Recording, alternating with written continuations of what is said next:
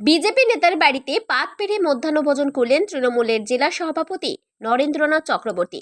সাথে সাথে মমতা বন্দ্যোপাধ্যায় নামাঙ্কিত শাড়ি উপহার দিলেন বিজেপি কর্মকর্তার স্ত্রীকে। ভোটের আবহে এক অন্য চিত্র দেখা গেল পাণ্ডবেশ্বর বিধানসভার জেমুয়া গ্রামে। গত পঞ্চায়েত নির্বাচনে পঞ্চায়েত সমিতির বিজেপির প্রার্থী ধর্মদাস গোপ তিনি যথারীতি নেমন্তন্ন করে বিধায়ককে মধ্যাহ্নভোজন করালেন। ধর্মদাসবাবু বলেন, বিধায়ক সবার দলমত নির্বিশেষে তিনি আমাদের বিধায়ক। মতের অমিল থাকলেও তার কাজে আমরা আপ্লুত। আমি একজন বিজেপি কর্মী হলেও এইখানে কোনো রাজনৈতিক রং দেখছি না।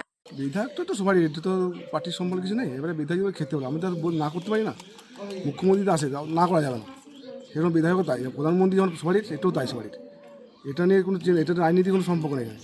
রাজনীতি জায়গায় থাকবে, বিধায়ক জায়গায় থাকবে, এটাই আমার বক্তব্য। আমি দেখো, পার্টি করে ওরা বিধায়ক আলাদা, আমি বিজেপি করি, বিজেপির সঙ্গে বিধায়কের কোনো সম্পর্ক নেই। বিধায়ক জায়গায় থাকবে, পার্টি জায়গায় থাকবে। আমার সিম্বলটা আলাদা, ওনার সিম্বলটা আলাদা, কিন্তু বিধায়কটা এক। এখানে বিধায়ক বলবে কেমন ভালো হয়েছে না, এবার বিধায়কের ব্যাপার। এবার আমরা রান্না করেছি, সবাই বলছে ভালো হয়েছে, এটাই যে ব্যাপার। আমার ভালো হয়েছে, আমার খুশি, আনন্দ হয়েছে, একটা বিধায়ক খেলে আমার একটা আনন্দ হয়েছে। অন্যদিকে বেশ খোশ মেজাজে বিধায়ক বলেন, বর্তমানে বিজেপি কর্মী হলেও তিনি বড় মনের পরিচয় দিয়েছেন এবং এটি দৃষ্টান্ত হয়ে থাকবে। অন্যদিকে বর্তমানে তিনি বিজেপি কর্মী হলেও অতীতে কিন্তু তিনি তৃণমূলের সক্রিয় সংগঠক ছিলেন। এটাই পাণ্ডবেশ্বর। দাদা, ভোটের আবহে বিজেপি কর্মী বাড়িতে মধ্যাহ্নভোজন সারলেন, কিন্তু তিনি বলছেন তিনি আমাদের সবার বিধায়ক। আপনি কি বলবেন?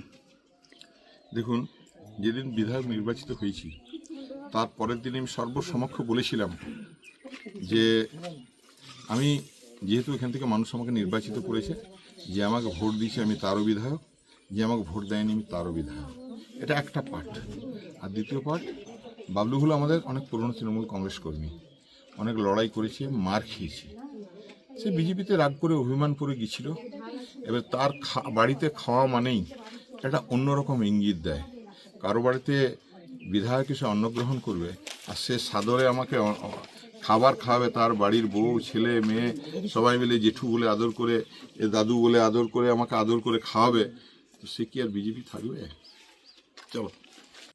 পাণ্ডবেশ্বর থেকে সঞ্জয় যাদবের রিপোর্ট, 99 নিউজ বাংলা।